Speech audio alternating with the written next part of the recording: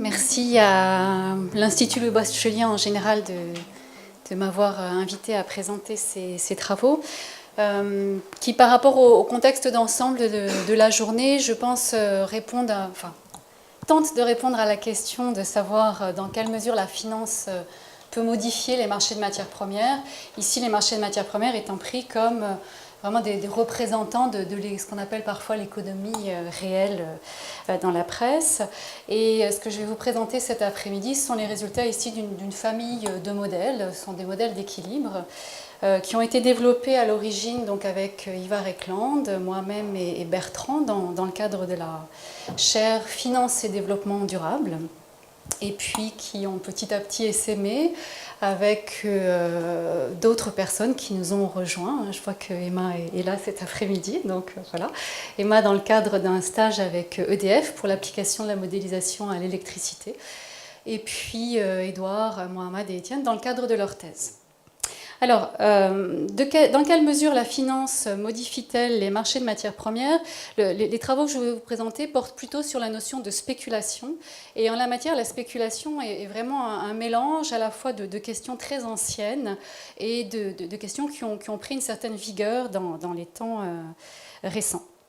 Alors, la question que l'on peut se poser dans ce type de contexte, c'est dans quelle mesure l'existence de marchés dérivés, donc de marchés financiers qui sont là pour aider les industriels à gérer un risque présent sur les marchés physiques, va influencer le fonctionnement des marchés physiques. C'est une inquiétude qui est relayée de façon extrêmement régulière et qui, au fond, pose la question du rôle de la spéculation. Alors, quand on enseigne en classe les marchés dérivés, on dit au départ que la spéculation, c'est quelque chose qui permet de se couvrir, qui est donc censé avoir un rôle plutôt vu favorablement.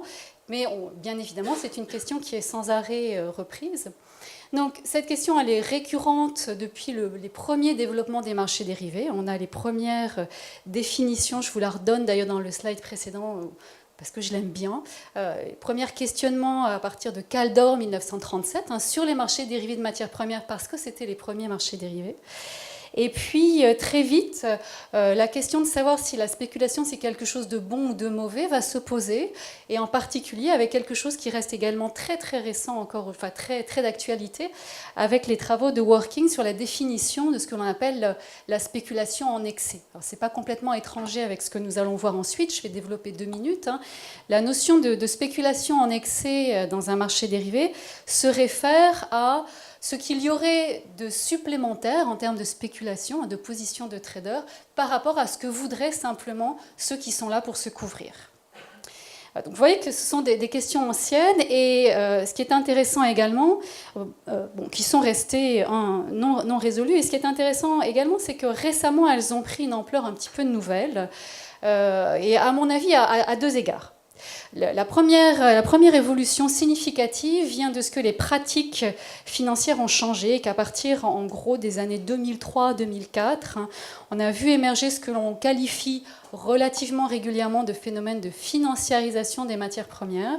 Alors, à quoi est-ce que je me réfère ici? La financiarisation des matières premières, c'est l'arrivée de façon assez massive d'opérateurs financiers sur les marchés de matières premières, pour des raisons qui ne sont pas nécessairement même des raisons de spéculation au sens le plus strict du terme, c'est-à-dire de prise de risque, mais qui peuvent tout simplement être initiées par une volonté de diversifier les portefeuilles, donc des portefeuilles d'actions et d'obligations. Donc là, on voit que la question de la spéculation acquiert une autre dimension, qui est celle non seulement du lien entre le marché physique des matières premières et le marché qui est situé au-dessus, le marché dérivé, mais également le lien avec les autres actifs financiers.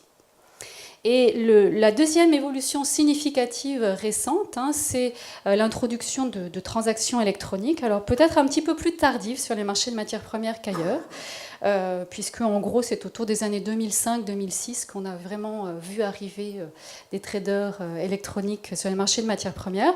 Et la question qui se pose ici, elle est de savoir si la capacité à réaliser des transactions plus vite et à utiliser l'information plus vite risque ou non de déstabiliser les marchés. Donc voici un petit peu le contexte. Alors je l'ai mis un petit peu aussi pour que vous le lisiez si vous souhaitez approfondir ça. Un petit passage, comment on est passé, hein, ou finalement resté au même point entre 1939 et 2011. Hein. Kaldor en 1939 disait est-ce qu'on peut dire quelque chose de l'impact de la spéculation sur les prix des matières premières? Et vous voyez qu'il a une réponse un petit peu normande, sans offense, hein, peut-être oui, peut-être non. Et finalement, dans le rapport du G20, dont je vous donne ici un extrait qui date de 2011, c'est autour de la crise, hein, bien évidemment, on voit que le débat relatif à la spéculation reste complètement ouvert et que, à des fins de régulation, entre autres, on a besoin d'en savoir un petit peu plus. Bon, ça a été le point de départ d'un travail initié avec Bertrand et Ivar il y a quelque temps maintenant. Et cette question, on l'a naturellement abordée au départ à travers des modèles. Alors ces modèles, donc on souhaitait qu'ils nous fournissent une analyse de la relation entre le marché physique et le marché papier pour les raisons énoncées. On voulait bien comprendre quels pouvaient être les canaux de transmission de chocs spéculatifs sur le marché physique et voir s'il y avait ou non un impact. Nous voulions également des modèles micro-fondés. On part de l'analyse individuelle des opérateurs, de leur comportement de maximisation, avec ce que j'écris là, les structures fondamentales de l'économie. Par ceci, je veux dire qu'on va se poser la question de la nature de la fonction de stockage, de production, de transformation dans ces marchés-là. Et puis, ayant analysé correctement ce qui se passe au niveau individuel, on va passer à l'équilibre et on passe à une analyse de l'équilibre dans un contexte très fécond, à mon sens, pour ce type de problème, qui est celui des anticipations rationnelles. Alors, j'aurai le temps, j'espère, d'y revenir un petit peu dans le cadre de cette présentation, mais d'ores et déjà, l'attrait des anticipations rationnelles, c'est qu'on va prendre en compte ce que l'on anticipe du futur, et puis il va y avoir des phénomènes de rétroaction qui vont naturellement introduire une certaine circularité dans l'analyse. Et je pense que la mise en évidence de cette circularité dans l'analyse permet de régler certains problèmes, de comprendre certains problèmes théoriques. Alors avec le temps, les choses se sont un petit peu développées. On a aujourd'hui plusieurs modules. On a d'abord une unité de base, hein, qui est un modèle à 2 périodes, dans lequel les spéculateurs ont un rôle un petit peu frustre, mais malgré tout, ça permet de voir pas mal de choses. Un petit peu frustre dans le sens où les spéculateurs n'interviennent que sur la matière première elle-même. Alors naturellement, compte tenu des évolutions récentes des questionnements en termes de spéculation, on a développé un petit peu cela en prenant en compte la notion de diversification et on a amélioré le modèle en faisant en sorte que le spéculateur ait accès également à d'autres marchés. Au départ, le marché action, parce que c'est le plus simple, mais peu importe le marché finalement, la question est d'analyser ce lien entre le marché extérieur et le marché des matières premières. On s'est également intéressé au cas de 2 matières premières, parce qu'au fond, même sans parler de la spéculation, hein, dans la mesure où on a des opérateurs qui parfois naturellement, de par leur activité industrielle, interviennent sur 2 marchés de matières premières liés, hein, je pense à des raffineurs ou des triturateurs de soja, ce genre de choses, eh bien cela crée potentiellement une connexion entre les marchés physiques à travers les marchés papier. Donc on s'était intéressé à cette question. Et puis enfin, sur la modélisation à 2 périodes, on s'est également posé la question de la symétrie de l'information. Que se passe-t-il du point de vue de l'information révélée par les prix lorsque un groupe d'opérateurs possède une information que l'autre ne possède pas ? Or, le choix qui a été pris par la personne qui a fait ce développement a été de se focaliser sur le marché du physique. Hein. En tant qu'opérateur du physique, je connais mieux ma récolte, je connais mieux mes stocks. Et est-ce que ça va avoir un impact, hein, sur la formation de l'équilibre ? Nous avons développé également, mais c'est encore en cours, un modèle à 3 périodes qui nous permettait en fait d'aborder la question du trading à haute fréquence. Ce modèle à 3 périodes reste un modèle à 2 périodes dans lequel on introduit un petit peu artificiellement une 3e période au milieu des 2. Et cette 3e période au milieu des 2 va être une période où on peut uniquement faire des transactions sur le marché papier. Et ça permet de synthétiser un petit peu ce qui se passe dans ces marchés-là. Le marché physique, il est caractérisé par des rigidités, une lenteur beaucoup plus importante que le marché papier. Et cette différence dans le temps de transaction peut avoir un impact sur l'équilibre. Enfin, nous avons développé le modèle à 2 périodes dans le cadre d'un horizon infini. Et dans le cadre de cette présentation, c'est celui-ci que je vais prendre pour exemple, parce que d'abord il permet d'englober un petit peu ce qui s'est fait dans le cadre du modèle simple, et puis ensuite il permet d'aborder la question de la dynamique, hein, qui a été évoquée comme l'une des thématiques de cet après-midi. Alors nous débutons depuis quelque temps tout un travail d'analyse empirique, hein, dont j'espère j'aurai un petit peu le temps de vous parler, de façon très très modeste au départ, à travers une illustration, hein, parce que vous allez voir qu'on va créer des cartes de matières premières. Donc on a commencé par utiliser les données des autres, puis dans le cadre du modèle dynamique, on a fait des simulations, et enfin les tests empiriques. Voilà. Alors, pour faire vite, pour aller directement dans le cœur du sujet, ce modèle qui est donc plutôt le modèle à temps infini, mais encore une fois, l'approche est globale. On va en général s'intéresser à une seule matière première et on travaille en temps discret. Notre contexte d'analyse est celui de l'équilibre anticipation rationnelle, ce qui fait qu'on va toujours regarder simultanément un équilibre au moins, parfois deux, sur le marché physique et un équilibre sur le marché à terme. Les quantités que nous regardons, ce sont des prix. Donc on va noter P indice T, le prix spot à la date T, F indice T, le prix à terme à une date T. Alors, dans un souci de généralité, au départ, on a écrit F de petit t pour t plus m, pour une maturité quelconque m, mais on va se limiter très rapidement, parce que malgré nos ambitions pour l'année d'ailleurs, il paraît qu'il va vraiment cette ambition-là pour cette année, pour l'instant, nous ne traitons que le cas de contrats à terme de matières premières avec une seule maturité. Donc la notion de structure par terme n'est pas présente dans cette analyse. Et donc nous avons deux processus temporels, le prix spot et le prix à terme, que nous allons essayer d'étudier à l'équilibre après avoir regardé un peu ce qui se passe au niveau individuel. Une vision d'ensemble sur les résultats que je n'aurai pas le temps de tous détailler. En particulier, je n'aurai pas le temps de parler de ça dans le cadre du temps qui m'est imparti et des exemples que j'ai choisis. Ces modèles nous ont quand même permis, et je crois que c'est quelque chose d'assez important, de proposer dans le domaine des matières premières un cadre théorique de l'analyse entre le prix au comptant et le prix à terme qui est unifié. C'est-à-dire que si vous regardez les textes dans le domaine, bien souvent, ils se divisent en deux catégories, ceux qui se réclament de la théorie du stockage et ceux qui se réclament de la théorie de la hedging pressure ou de la théorie du déport normal, hein, selon les appellations que l'on retient, vous trouvez l'un ou l'autre, c'est la même chose. Hedging pressure, c'est un petit peu plus moderne, c'est tout. Alors, donc, un petit rappel là-dessus, hein, très brièvement, pour savoir de quoi on parle. La théorie du stockage, c'est une théorie qui prend pour point d'entrée dans l'analyse les opérations d'arbitrage entre le marché physique et le marché papier, et dans lequel on va analyser les situations de report et de déport. Report, le prix à terme est supérieur au prix spot, et pour le déport, c'est l'inverse. La théorie du déport normal procède d'une toute autre façon. Ce qui intéresse l'auteur ici, c'est ce qui se passe sur les marchés papier, et c'est la position relative des traders sur le marché papier. C'est pour ça qu'on parle de hedging pressure, c'est la pression à la couverture, littéralement. C'est bien de cela qu'il choisit. Et à travers cette pression à la couverture, il va s'exercer une pression qui va donner lieu à une rémunération pour les spéculateurs venant se porter contrepartie.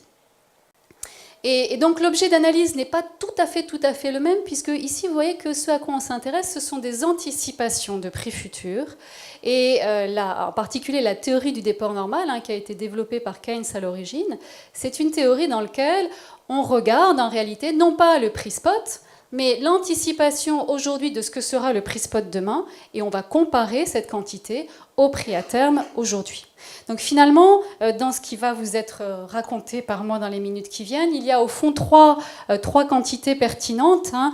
Il y a le prix courant aujourd'hui, le prix à terme, mais également l'anticipation de ce que sera le prix au comptant futur.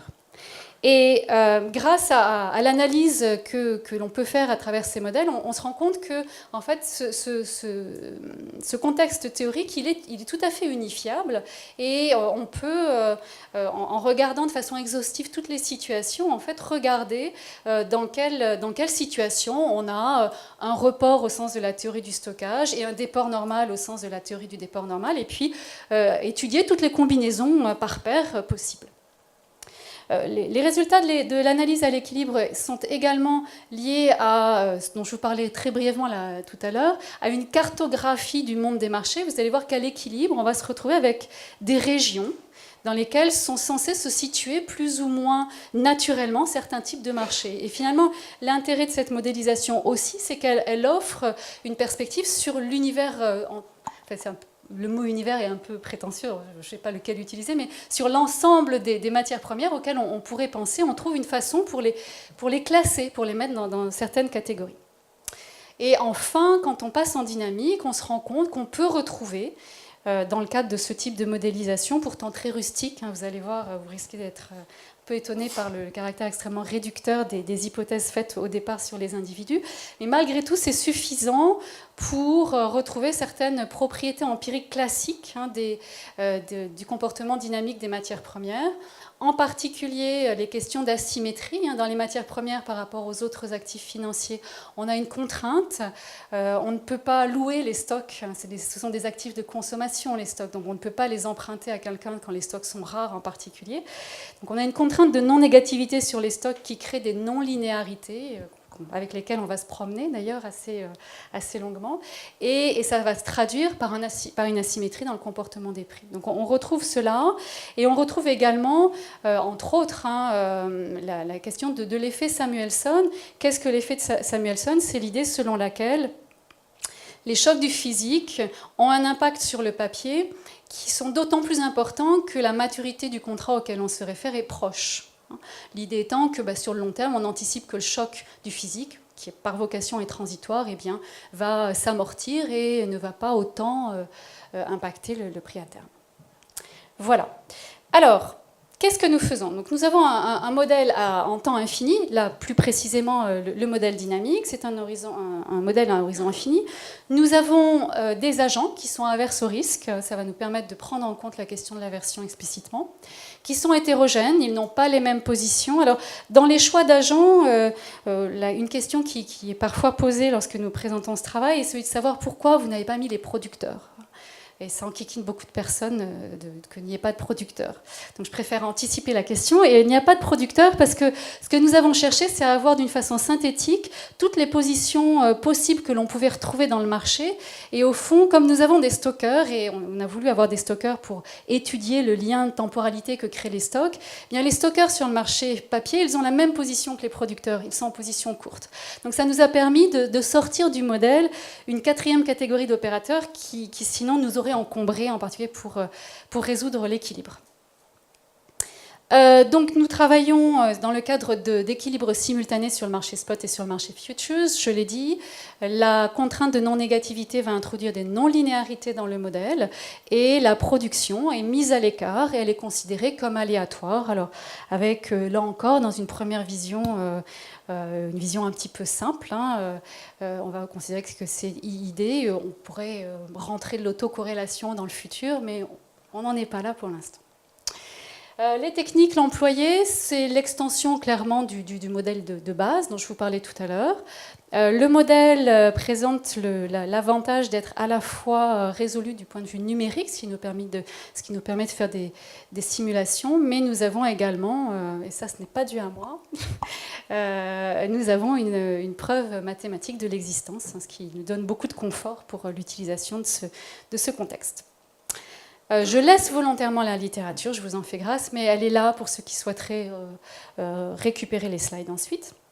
Et je passe aux agents. Donc, nos agents, ce sont des agents en situation compétitive, price takers, ils sont risque averses. Et on s'intéresse, quels sont les objets auxquels on s'intéresse? Donc nous avons des processus de prix, le spot et le futures, et nous avons un certain nombre de quantités. Les quantités sur le marché physique, c'est X pour les stocks, Y pour les matières premières que l'on a que l'on va transformer. Il n'y a pas de production, mais il y a quand même une activité de transformation. On prend la matière première, on la transforme. Le blé va être transformé en farine, par exemple. Et puis, nous avons les quantités sur le marché futures. Le problème d'optimisation est vu dans un monde à 2 dimensions, mean variance, avec les défauts que l'on connaît, mais malgré tout, ça nous permet d'avancer très bien. Donc nous allons maximiser l'espérance du profit sous aversion au risque, sous contrainte d'aversion au risque.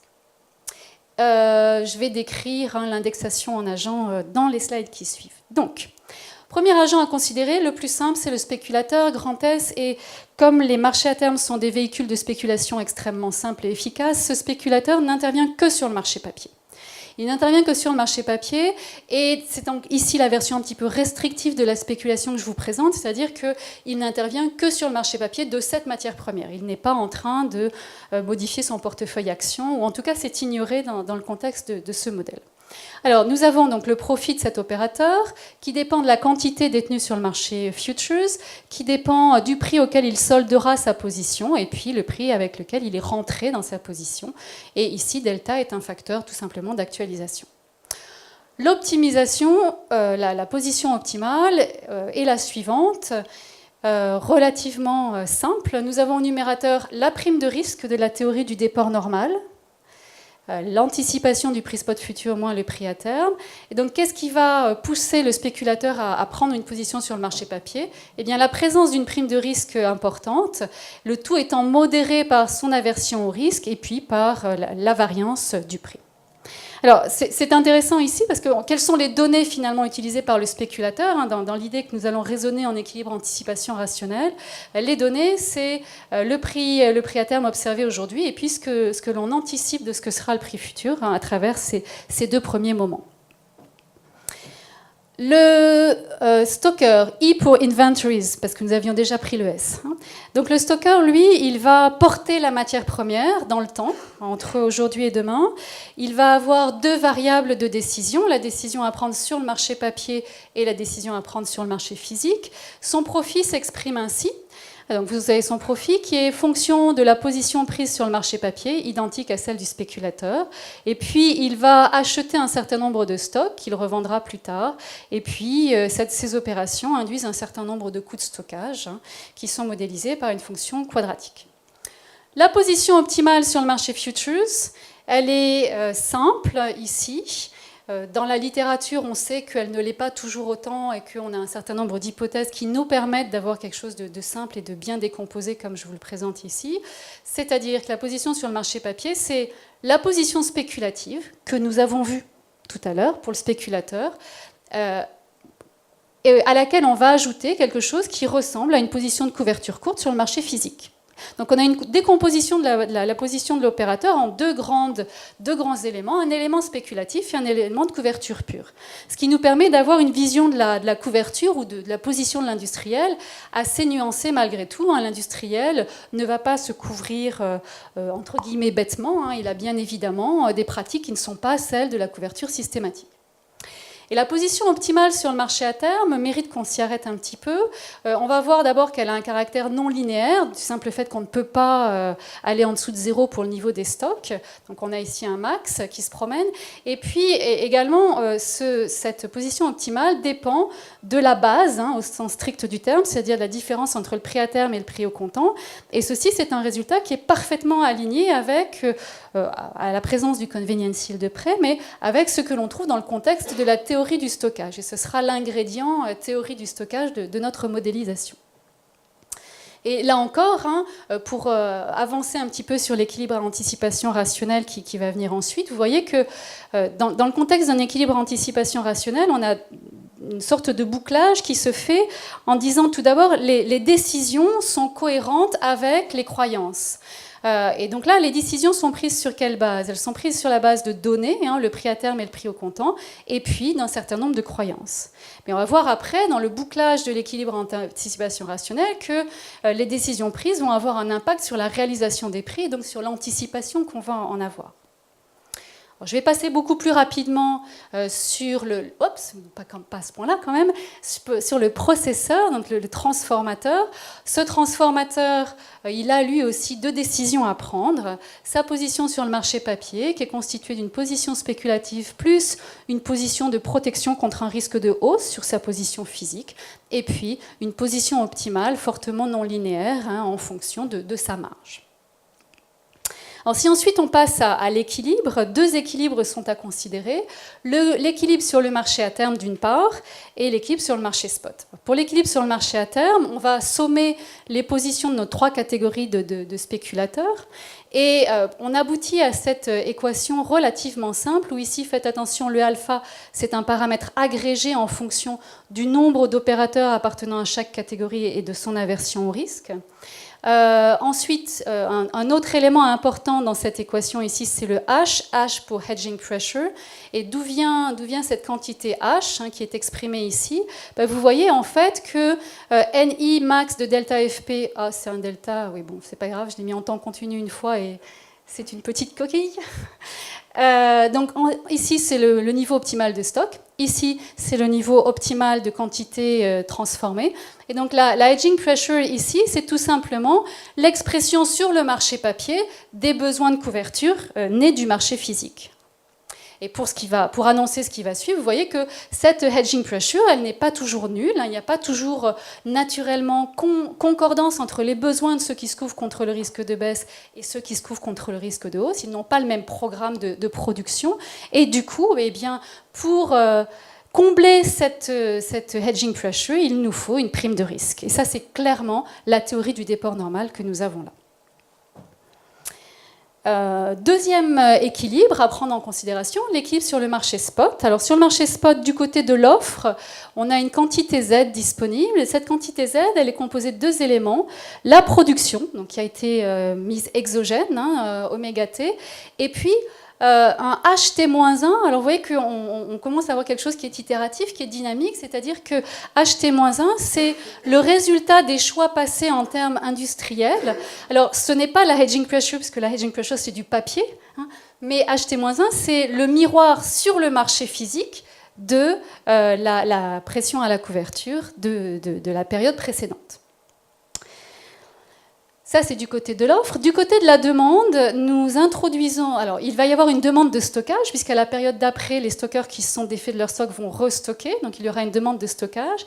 Et puis, on va intégrer dans le modèle des opérateurs que nous ne modéliserons pas explicitement, ou quand il le faudra seulement, c'est-à-dire au moment de la simulation, et qui permettent de considérer une demande supplémentaire sur le marché.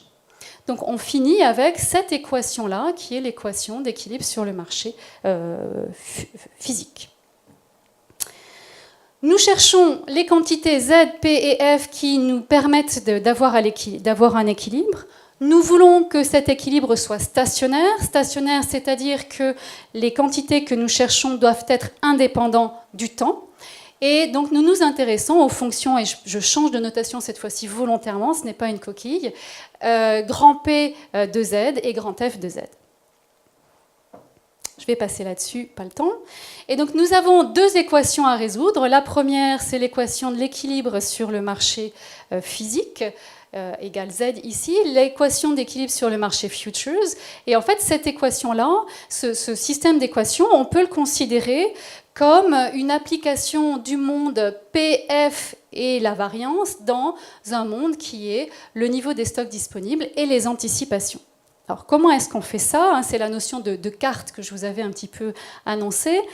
Commençons par partir du monde PF. Et voyons un petit peu ce qui se passe dans le monde PF. Donc j'ai ici en ordonnée le prix à terme, ici le prix au comptant. En fait, on se rend compte que ce monde se divise en 4 zones selon les décisions qui sont prises sur le marché physique. En particulier ici, donc j'ai une droite à quasiment 45 degrés, vraiment 45 degrés si je n'ai pas de taux d'intérêt dans l'analyse. Et quand je me situe au-dessus de cette diagonale, eh bien, je suis dans une zone où le prix à terme étant supérieur au prix spot, j'ai intérêt à stocker. Tous les stocks sont positifs ici. Ici, il n'y a pas de stock. Et puis ici, j'ai un autre élément discriminant dans l'analyse qui est la marge minimum de raffinage pour celui qui transforme la matière première et qui va décider de ce que cet opérateur intervienne ou pas. Donc vous avez ici des Y qui sont égales à 0 et ici des Y positifs. Alors bien sûr, la région intéressante pour toutes les analyses empiriques, etc., ce sera fondamentalement celle-là, puisque c'est là que tous les opérateurs sont actifs.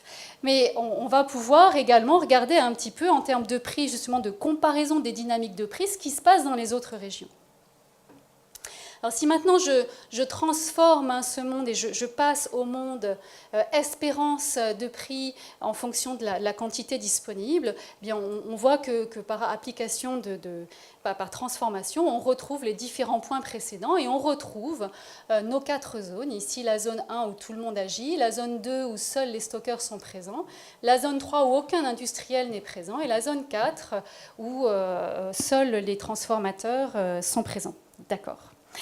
Typiquement, en termes de matières premières, on s'attend ici, là où il n'y a pas de stockage, à avoir des marchés type électricité.